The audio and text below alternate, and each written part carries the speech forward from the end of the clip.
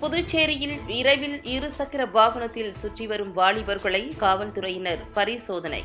இரவில் தேவையில்லாமல் வெளியில் சுற்றக்கூடாது என்று எச்சரிக்கை. புதுச்சேரி மாநிலத்தில் கொலை மற்றும் பாலியல் சீண்டல் என சமீப காலமாக சட்டம் ஒழுங்கு சரியில்லை என்று பொதுமக்கள், சமூக அமைப்புகள் கோரிக்கை வைத்தனர். இதனைத் தொடர்ந்து புதுச்சேரி உள்துறை அமைச்சர் நமச்சிவாயம் தலைமையில் காவல்துறை அதிகாரிகள் இடையே ஆலோசனைக் கூட்டம் நடைபெற்றது. அதனைத் தொடர்ந்து ஒவ்வொரு பள்ளி மற்றும் கல்லூரிகளில் புகார் பெட்டி வைத்து நடவடிக்கைகள் எடுக்கப்படும் என்று உத்தரவு பிறப்பித்தார். நேற்று நள்ளிரவில் டிஐஜி சத்யநாராயணன் உத்தரவின் பேரில் போலீசார் இரவு நேரத்தில் இருசக்கர வாகனத்தில் சுற்றி வரும் வாலிபர்களை பரிசோதனை செய்தும் இரவில் தேவையில்லாமல் வெளியில் சுற்றக்கூடாது என்று எச்சரிக்கை விடுத்துள்ளனர். இதனால் புதுச்சேரி நகர பகுதிகளில் பரபரப்பு ஏற்பட்டது.